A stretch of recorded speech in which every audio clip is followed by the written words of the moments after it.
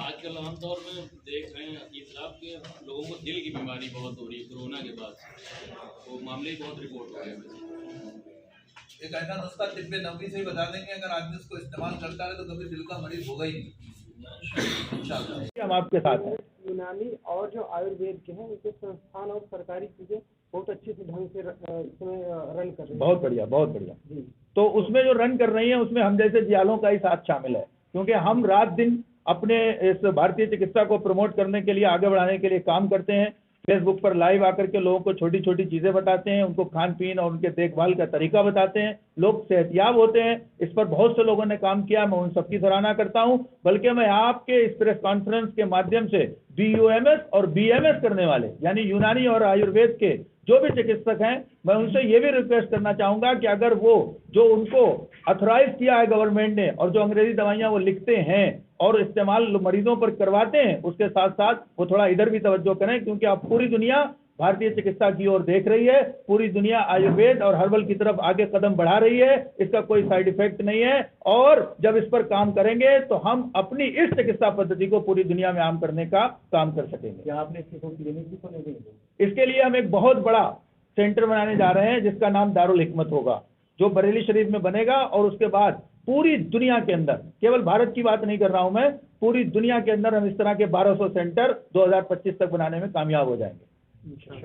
इंशाअल्लाह। और जिम्मेदार लोग हैं, आप इनसे पूछ सकते हैं। मैंने मसाजिद के बाहर दरवाजों पर लिखवाया था कि इस नुस्खे को इस्तेमाल करें। जुमे के दौरान उलमा ने, आइम्मा ने, इमामों ने अपनी मसाजिद में तकरीर करके ये बात लोगों को पैगाम पहुंचाई थी कि आप इसका इस्तेमाल करें, कोरोना से बचे रहेंगे। जिन जिन लोगों ने इस मामूली से नुस्खे का इस्तेमाल किया, उसमें एक हमारे फिरोज आलम साहब भी हैं कि ये भी कोरोना से बचे रहे और इनका परिवार भी कोरोना से बचा रहा। तो ये मुहिम आगे कैसे जारी रहेगी? इसके लिए अब आप लोगों के सहयोग से हम ये प्रेस कॉन्फ्रेंस कर रहे हैं।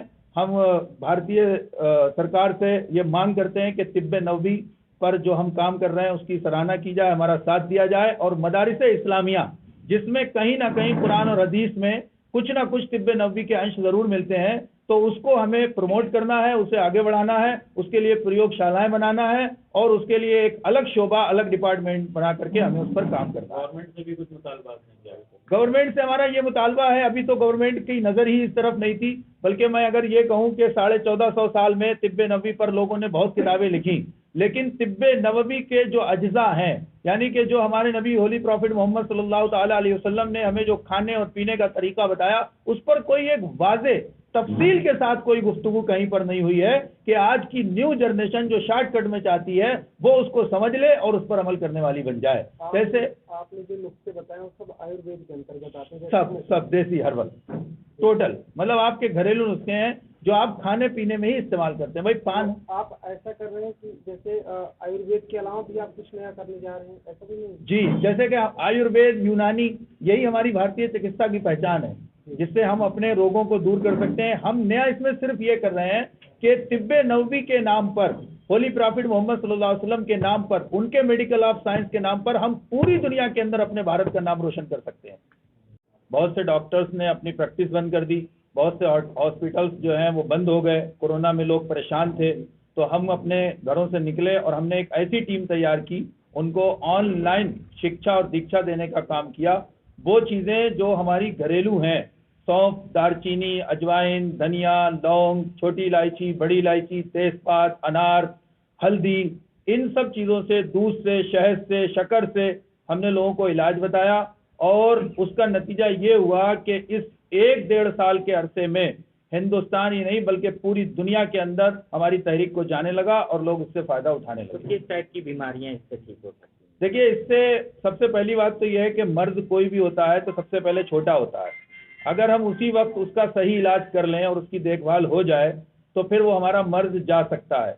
यहाँ तक कि कोई भी बुखार जो है, टाइफाइड तभी बनता है जब वो कुछ दिन गुजर जाए।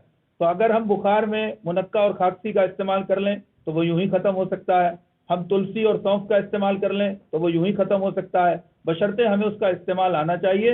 इसके लिए हम आवाम को जागरूक कर रहे हैं। छोटे से लेकर के बड़े मर्ज का इलाज भी हम घरेलू भारतीय चिकित्सा पद्धति जो हमारा कल्चर है, उस कल्चर को अपनाते हुए, जो यहाँ के हर्ब्स हैं, जो यहाँ की जड़ी बूटियां हैं, जो यहाँ के मसाले हैं, जिनको हम अपने दस्तरखान पर सजा करके खाते रहते हैं, कहीं ना कहीं से रोजाना दैनिक यूज में हमारे वो चीजें आती रहती हैं। अगर हम उसका सही इस्तेमाल जान करके अपनी बीमारियों से लड़ने के लिए और बीमारियों से बचने के लिए उसका इस्तेमाल कर लें तो हमारा तन मन धन सब सुरक्षित रहेगा। तीसरी लहर का खतरा कहीं ना कहीं सर पे मंडरा रहा है, तो इसमें किस तरीके से लोग बचाव कर सकते हैं? देखिए, जब दूसरी लहर आई थी, बल्कि फर्स्ट लहर की मैं बात कर रहा हूं, तो उस वक्त हमने तिब्बे नबवी मोहम्मद अरबी सल्लल्लाहु ताला अलैहि वसल्लम ने जो हमें शिक्षा और दीक्षा दी है, उस पर अमल करते हुए एक नुस्खा दिया था, और वो नुस्खा हमारा इतना मकबूल हुआ कि हिंदुस्तान से लेकर के श्रीलंका, बरतानिया, Africa, America, Mauritius, Jordan, Canada, हर जगह के लोगों ने उसको बहुत सराहा और लोगों ने उससे बहुत बड़ा फायदा उठाया।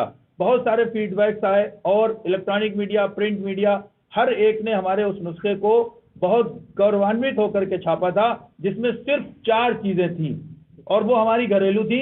अदरक 5 ग्राम, लहसुन 8 जबे, यानी लहसुन की एक गांठ लेकर के उसके जो कले होते हैं अलग अलग, वो कलियां आपको 8 लेनी है।